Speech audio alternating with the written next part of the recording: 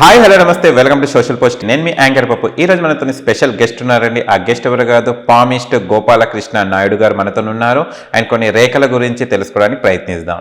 నమస్తే సార్. నమస్తే అండి. ఎలా ఉన్నారు? బాగున్నాను అండ్ ఇప్పుడు మనకు డౌట్స్ ఉన్న వాళ్ళు వ్యూవర్స్ ఉన్నారు, ఇది కొంచెం అడుగుతున్నాను, ఏమనుకోకండి. అక్రమ సంబంధం కలిగి ఉన్నారని చెయ్యి రేఖలు తెలుపుతాయా? ఈ మన వ్యూవర్కి చాలా పెద్ద డౌటే వచ్చింది. అక్రమ అన్న మాటలోనే ఉంది. రిలేషన్ అనేటువంటిది సహజంగా ఏర్పడినటువంటిది. Blood relation, wife and husband relation, friendship, ఇవన్నీ సహజం.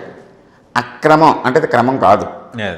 అంటే అక్రమం అనేటువంటిది ఎక్కడి నుంచి వస్తుంది? మనసులోంచి, బుద్ధిలోంచి వస్తుంది. అక్రమ సంబంధాన్ని చెప్పేటువంటి రేఖ అంటూ ఒకటి ప్రత్యేకంగా ఉండదు. వాడి బుద్ధి వక్రంగా ఉండి కాబట్టి అక్రమంగా అయింది, అంతే.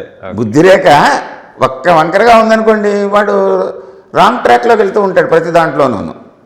సంబంధాల విషయంలో అక్రమ సంబంధం అంటే బుద్ధి రేఖ ఒకటి కాకుండా దానికి రిలేషన్ చెప్పేటువంటి హృదయ రేఖ.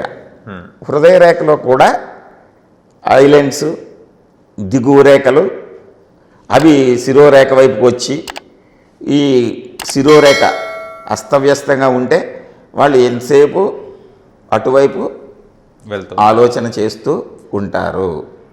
ఓకే, అర్థమైందా వీవర్? ఏదైతే ప్రశ్న పెట్టావో ప్రశ్న. ఓకే, ఇంకో ప్రశ్న సార్. సెక్స్ పవర్ ఎక్కువగా ఉందా తక్కువగా ఉందా అని ఏ రేఖ తెలుపుతుంది? ఈ సెక్స్ పవర్ అనేటువంటిది సామర్థ్యము, అంతే కదా. ఆ సామర్థ్యము రేఖ కాదు చెప్పేది, స్థానము చెప్పుతుంది. మనం స్థానాల్లో శృంగార భావాలు, ఈ సెక్స్ పరమైన కోరికలు ఎక్కువగా ఉండేటువంటి లక్షణాన్ని చెప్పేటువంటిది శుక్రస్థానము. ఇది చూడండి, ఇక్కడ ఈ బొటన వేలు దగ్గర శుక్రస్థానం ఉంది. ఈ శుక్రుడు బాగా అత్యున్నతంగా పెరిగిపోయాడు అనుకోండి, అతనికి ఈ భావాలన్నీ పెరుగుతాయి. దానికి తోడు శారీరకమైనటువంటి దృఢత్వము, పొటెన్సీ పెరగటం. నెక్స్ట్ దీనికి తోడైతే కుజస్థానము. కుజుడు కూడా ఓవర్ యాంబిషన్ వచ్చిందనుకోండి, శుక్రుడు కుజుడు కలిస్తే వాళ్ళకి సెక్స్ భావాలు ఎక్కువగా ఉంటాయి. అది సవ్యంగా ఉందనుకోండి, పర్వాలేదు, నార్మల్ అందరికి ఉండేటట్టు. మరి ఇందాక చెప్పాం కదా, అవును, అక్రమ అనేటువంటి ఈ శిరోరేఖ ఇలా ఉండి శిరోరేఖ అస్తవ్యస్తంగా ఉందనుకోండి, వాడు అదే పని మీద ఉంటాడు. స్త్రీ అయినా అంతే. ఓకే, స్త్రీకి కూడా మనం ఎడమ చేతిలో శుక్రస్థానం సంబంధమైనటువంటిది. ఒకవేళ ఈ శుక్రస్థానము బాగా డౌన్ అయిపోయింది అనుకోండి, వాళ్ళకి కోరికలు బాగా తగ్గిపోతాయి.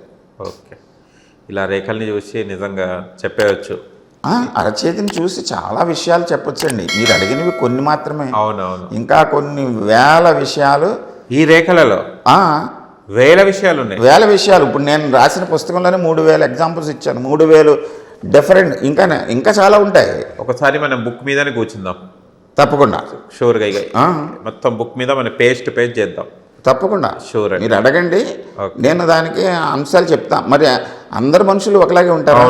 ఉండరు కదా. కోట్ల మనుషులలో అనేక భావాలు, అనేక వృత్తులు, అనేక వ్యాపారాలు, ఇవన్నీ కూడా మన అరచేతిలోంచి వచ్చినటువంటివే కదా. అంతే, మన మేధస్సులోంచి వచ్చినటువంటివే కదా. ఇప్పుడు ఇవన్నీ అవన్నీ ఎక్కడున్నాయి? మనలోనే ఉన్నాయి.